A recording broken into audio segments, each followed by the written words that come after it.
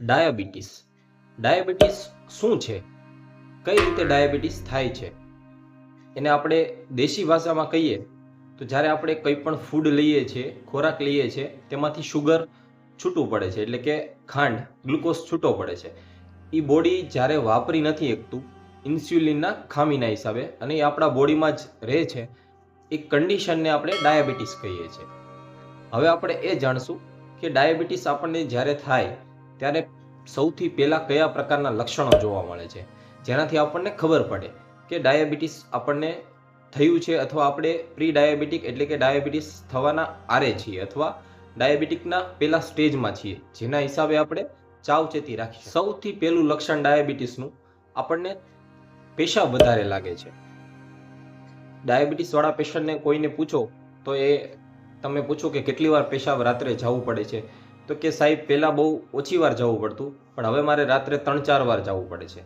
કારણ કે આપણા બોડીમાં જ્યારે શુગર વધારે પ્રમાણમાં આવે ત્યારે કિડની એને બહાર કાઢવાની કોશિશ કરે છે, અને એ બહાર કાઢવાની કોશિશ કરે એટલે યુરિન વાટે બહાર નીકળે છે.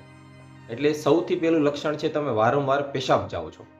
હવે જ્યારે પેશાબ વારંવાર જવાનું થાય છે ત્યારે તમારું થોડું ગળું સુકાય, હોઠ સુકાય, કારણ કે તમને ડિહાઇડ્રેશન એટલે કે પેશાબ વાટે તમારા શરીરમાંથી પાણી બહાર નીકળે છે, એટલે તમારા શરીરમાં પાણીનો ઘટાડો થાય છે, એટલે તમને ડિહાઇડ્રેશન થાય છે, એટલે તમારું ગળું સુકાય, હોઠ સુકાય. એ બીજું લક્ષણ છે.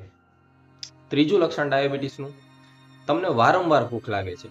પેશન્ટને તમે પૂછો કે તમે બપોરે જમ્યું છે, સાંજે જમ્યું છે, એના પછી તરત જમવાનું મન થાય છે, કારણ કે એ શુગર આપણા શરીરમાં આપણે જમતા હોય ત્યારે પડી તો હોય છે, પણ એનો યુઝ નથી થતો, એટલે પેશન્ટને બીજા અંગો ચલાવવા માટે વારંવાર ભૂખ લાગે છે.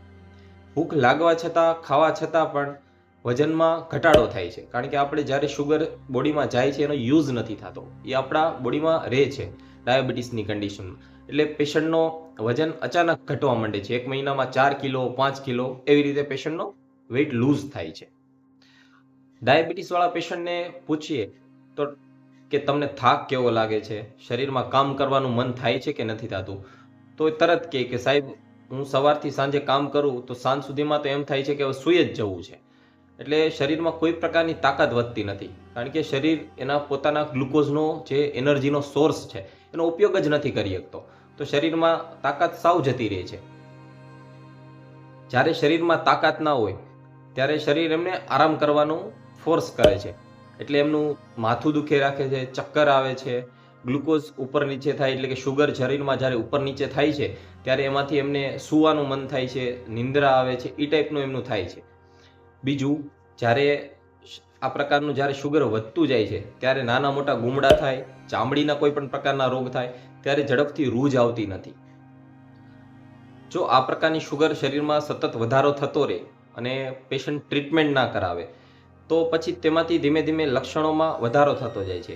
ધીરે ધીરે પગના જે હાથ છે, પગ છે, એ ધ્રુજવા માંડે છે, એમાં ખાલી ચડવા માંડે છે, કીડીઓ ચડતી હોય એવું લાગે છે.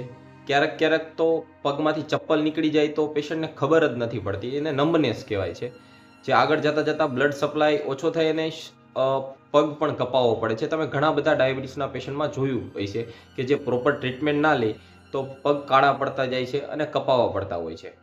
સાથે સાથે ડાયાબિટીસ પછી ધીરે ધીરે તમારા શરીરના બધા જ અંગોમાં ઇફેક્ટ કરે છે. તમારા આંખમાં ઇફેક્ટ કરે છે, રેટાઇનોપેથી કહેવાય. પછી કિડનીને વારંવાર શુગર બહાર કાઢવું પડે છે, તો કિડની ઉપર પણ લોડ આવે છે, તો કિડની પણ ડેમેજ થાય છે. સાથે સાથે શરીરના બીજા ઘણા બધા ઓર્ગનો, ચામડીમાં ઘણા બધા ચામડીના રોગો થાય છે, ચામડીમાં ડ્રાયનેસ આવે છે, ફાટતી જાય છે, એવા શરીરના ઘણા બધા રોગો થાય છે. આ છે લક્ષણો, જે પહેલાં જે કીધા છે એ બધા બેઝિક લક્ષણો છે. એ લક્ષણો કોઈ પણ એમાંથી દેખાય તો તરત આપણે શુગરનો રિપોર્ટ કરવો જોઈએ. હવે આપણે ક્યાં રિપોર્ટ કરવા જોઈએ, કયા પ્રકારની કાળજી લેવી જોઈએ, એ આપણે બીજા વિડીયોમાં જોશું.